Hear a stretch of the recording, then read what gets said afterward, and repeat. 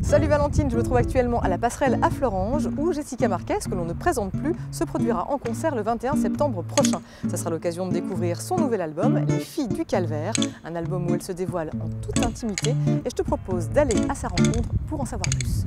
D'impatience en insouciance, 2 tasses de café un matin, on a échangé l'innocence des confidences sans lendemain. Jessica Marquez, bonjour. Bonjour. Alors, nouvel album, Les Filles du Calvaire. Est-ce qu'on peut dire que cet album, c'est un album qui vous ressemble vraiment?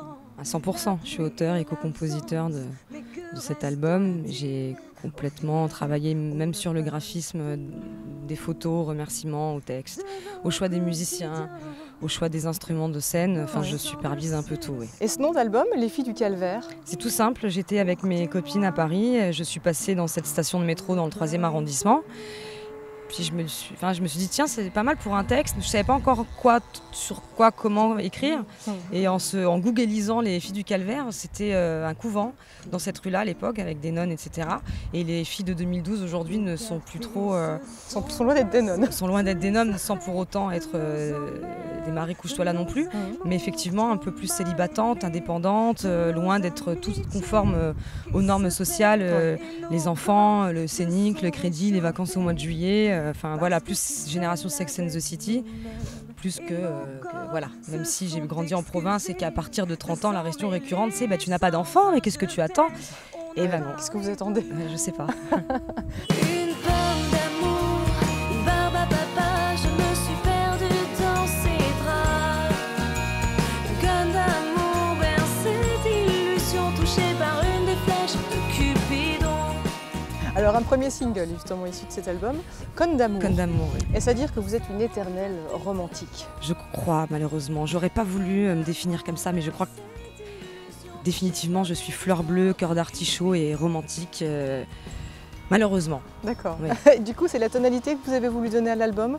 On le sent plus intimiste déjà cet album. Il y a des textes qui datent de très longtemps, comme je vous ai dit, et puis d'autres plus récents, comme Les Filles du Calvaire.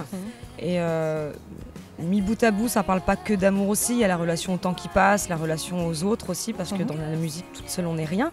On travaille en équipe. J'ai eu la chance de rencontrer Marc Chorin, qui bosse avec Renan et Benjamin Biolay, entre autres, pour ne pas en citer d'autres. Et on a passé beaucoup de temps ensemble avant de faire cet album. Donc il connaissait mes goûts musicaux, il savait exactement ce qu'il devait choisir comme instrument, beaucoup de glockenspiel par exemple. Et effectivement, je suis espagnole et j'aime tout ce qui est tango argentin, rythme hispanique, les guitares classiques de flamenco, etc. Et c'est encore plus présent sur scène. Du coup, on est encore plus parti dans le côté latin et hispanique des chansons sur scène. On a aimé surtout l'amour qu'il reste à faire, même sans dessus-dessous.